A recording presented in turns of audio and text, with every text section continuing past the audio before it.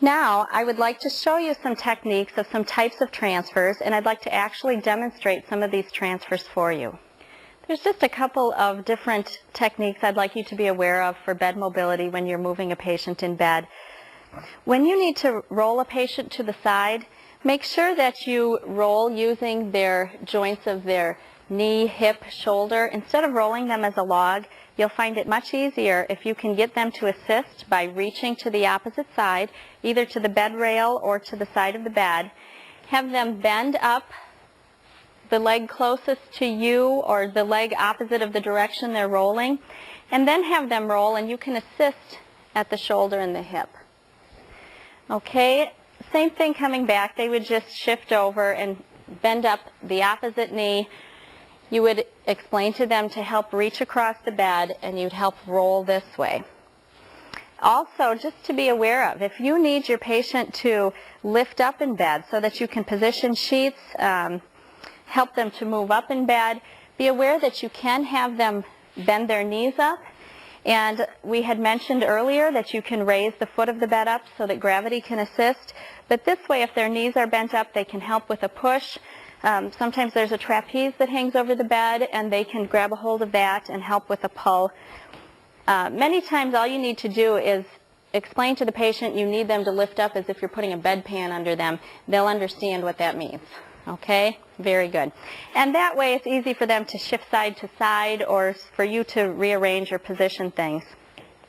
There's also times when you may not have another caregiver to assist you, and if you can get the patient into this position before you need to move them forward or towards the head of the bed, then if you can cradle near their knees and help up near their shoulders, they can push with their legs to give you some assistance with that movement. What I'd like to show you now is something that's called dangling.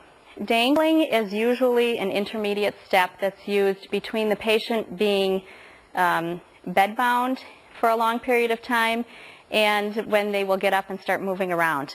The reason that dangling is important is because a lot of times if somebody has had surgery and they haven't been sitting up, they need to be in an upright position to help with circulation, to help prevent blood clots.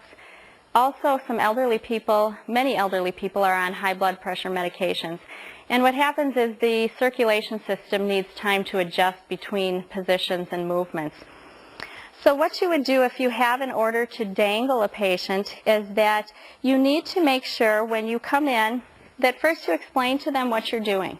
Be very sure to reassure them, tell them that you'll stay right with them, and that they need to sit up on the edge of the bed for a short period of time.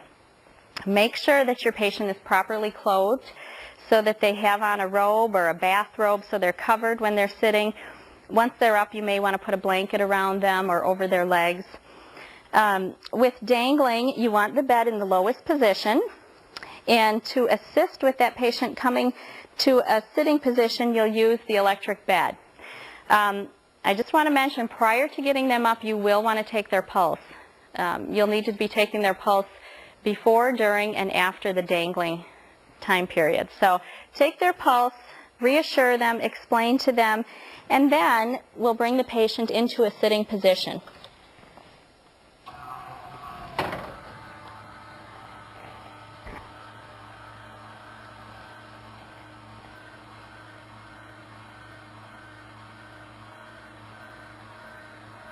Okay, now the bed can be assisting with this movement.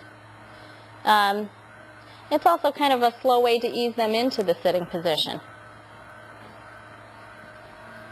Once they're up enough in bed, I would explain to the patient, Mrs. Jones, I'd like you to try to get your legs over the edge of the bed now, and just turn yourself and sit on the edge of the bed. And because these patients may be weak, you'll probably want to put a pillow or two behind their back to support them. Always stay with your patient while you're doing this, and you need to observe how they're looking, anything that they're saying about how they're feeling. When the patient is in this position, you'll have them just do some leg movements and explain to them, I just want you to swing your legs a little bit in front of you. swinging their legs, moving their ankles, their toes, just getting some movement. And then I'll be observing if my patient is getting very pale, or if she's saying that I feel dizzy, or I have more pain than I had when I was laying down. These are all things that would give me a cue that I really need to lay that patient back down and then report those things to the nurse. But if Mrs. Jones is doing fine, then I let her sit and dangle for whatever the prescribed amount of time was that I was told to dangle my patient. And when she's dangling, I'll take her pulse for a second time and record that. And when we're done with that, then I'll tell her we can go ahead and lay back down. So I'll move the pillows back up so that they're in position. And then just explain, Mrs. Jones, if you can get your legs back up into bed. I'll lower you back down to a lying position. Okay, now I'll lower the bed back down so that my patient can return to a lying down position in a slow, comfortable way. I've positioned the pillows under her head so that she's comfortable. And when your patient is done with dangling, don't forget you want to take the pulse for a third time so that you can get the before, the during, and the after pulse. When you're all done with that, make sure that you record how long you had the patient dangle, what the 3 pulse readings were, and any observations or comments that the patient made while they were dangling. And then those things would be reported to the nurse.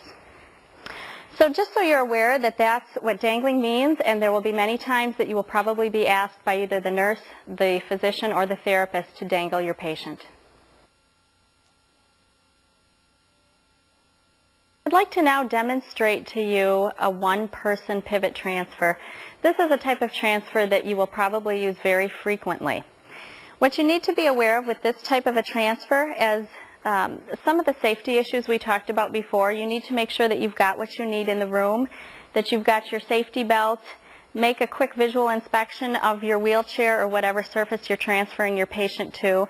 Make sure that the brakes work on it and the leg rests swing away, just to make kind of an inspection to make sure things are prepared for your transfer. With a one-person pivot transfer, if your patient is lying in bed, you'll need to help explain to them that you're going to get them onto the edge of the bed and then transferred from the bed to a wheelchair. So I would explain, Mrs. Jones, what I'd like you to do is roll to your side.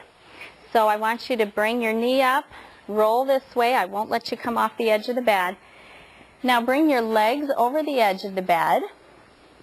And I would like you to push with your hand and your elbow into a sitting position. And this way I can help her from a side-lying position into sitting. It's much safer for their back, and it's usually a much easier way to get your patient from lying down to sitting up.